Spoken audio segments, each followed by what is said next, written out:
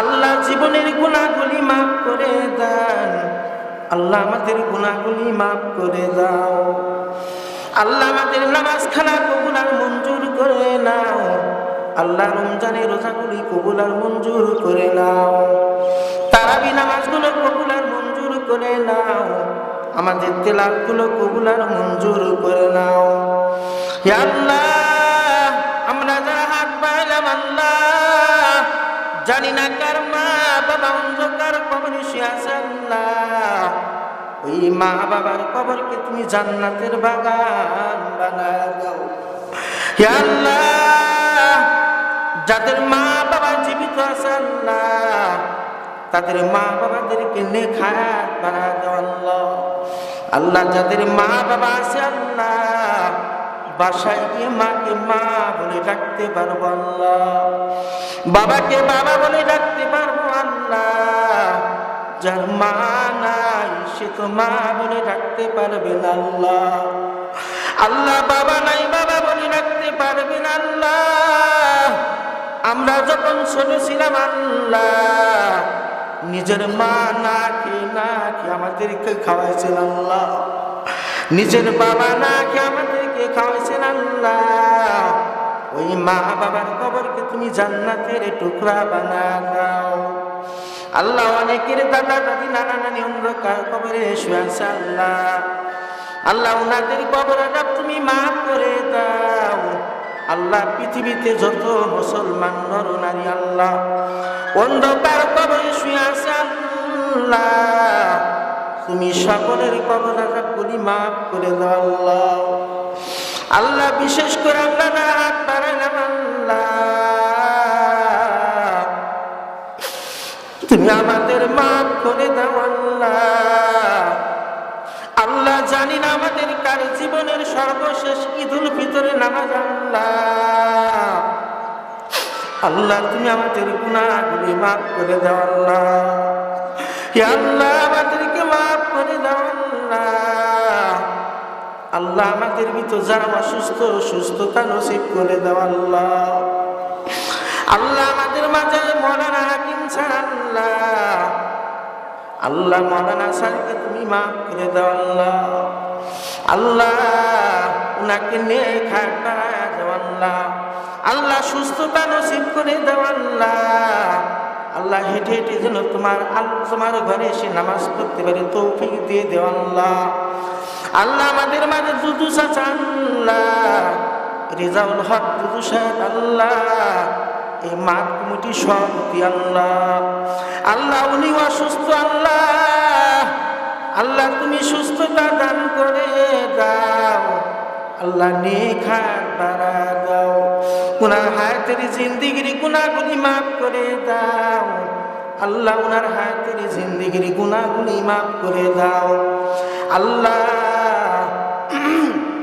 ইয়া আরহামার রাহিমিন, ইয়া রাফিআত দারাজাত, ইয়া হাল্লালাল মুশকিলাত, ইয়া গাউসু আগিসনি ওয়া আমদিদুনি, ইয়া গাউসু আগিসনি ওয়া আমদিদুনি। আল্লাহুম্মা রাব্বিরহামহুমা কামা রাব্বায়ানি সগীরা।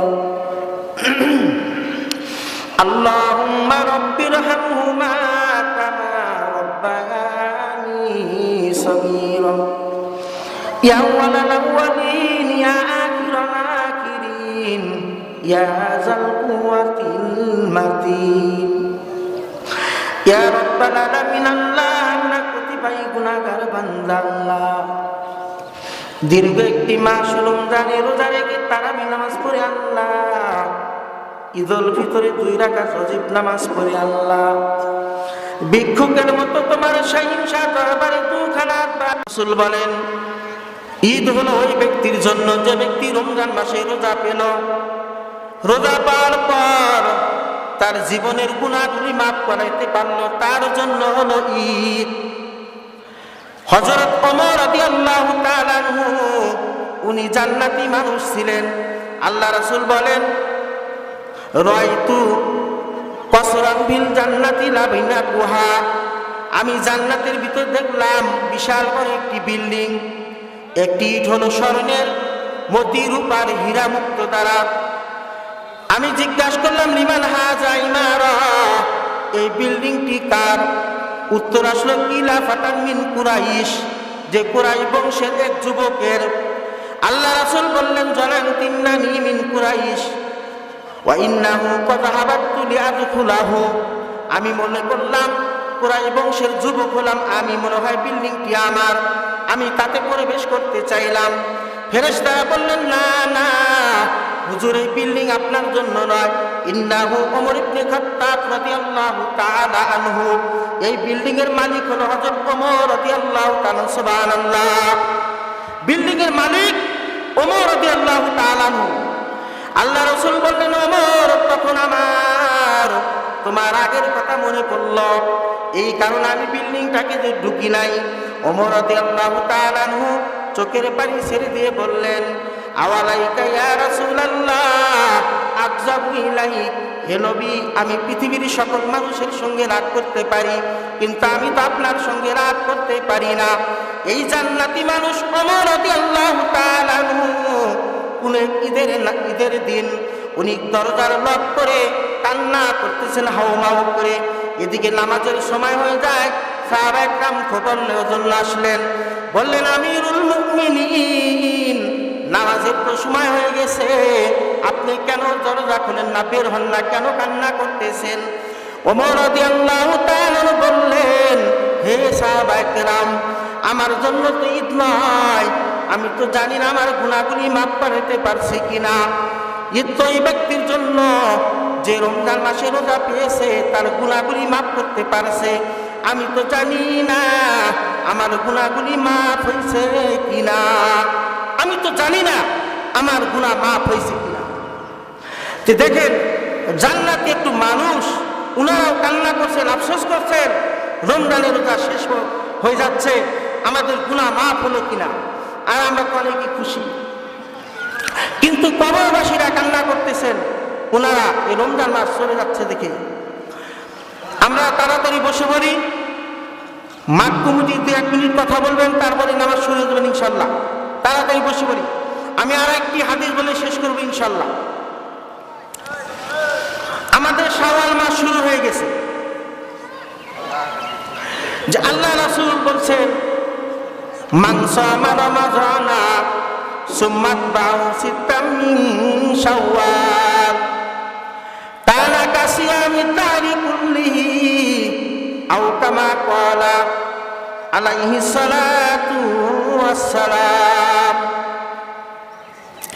আল্লাহ রাসূল বলেন, যে ব্যক্তি রমজান মাসে রোজা রাখার পর শাওয়াল মাসের 6টি রোজা রাখবে, আল্লাহ তাআলা ওই ব্যক্তির আমল নামায় পুরা বছর রোজা রাখলে যে সব, ওই সব দিয়ে দিবেন। সুবহানাল্লাহ। বিশেষ একটি সুযোগ এবার, যে ঠান্ডার দিন আমরা 1 মাস রোজা রাখলাম, বুঝতে পারলাম না, তে আমরা এই রমজানে রোজা রাখছি, আল্লাহ তাআলা তৌফিক দিলে আমরা এই শাওয়াল মাসে 6টি রোজা করবি ইনশাল্লাহ। করবেন তো ইনশাল্লাহ? একাধারেও করতে পারেন এবং কি মাঝে মাঝে গ্যাপ দিয়েও করতে পারেন।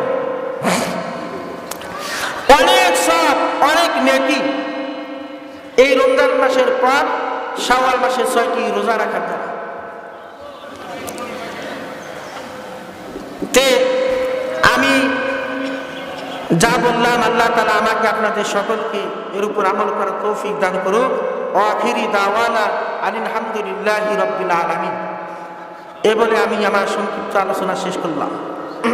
আল্লাহ অনেক প্রকার গুনাহ করেছে, আল্লাহ